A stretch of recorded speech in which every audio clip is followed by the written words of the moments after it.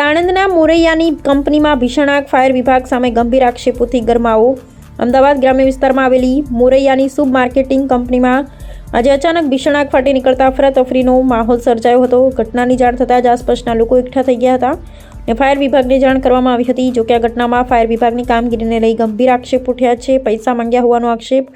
સૂત્રો પાસેથી મળતી માહિતી મુજબ જ્યારે કંપનીમાં આગ લાગી ત્યારે ફાયર વિભાગને જાણ કરવામાં આવી હતી, પરંતુ આક્ષેપ છે કે ફાયર વિભાગના કર્મચારી દ્વારા કામગીરી શરૂ કરતા પહેલા પૈસાની માંગણી કરવામાં આવી હતી।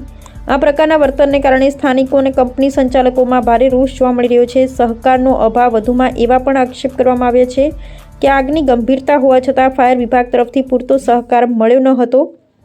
સમયસર અને યોગ્ય મદદ ન મળતા આગે વિકરાળ સ્વરૂપ ધારણ કર્યું હોવાનું ચર્ચાઈ રહ્યું છે। હાલમાં આગ પર કાબૂ મેળવવાના પ્રયાસો ચાલુ છે, પરંતુ સરકારી તંત્ર અને જવાબદાર વિભાગની આવી બેદરકારી સામે અનેક લોકોએ સવાલ ઊભા થઈ રહ્યા છે।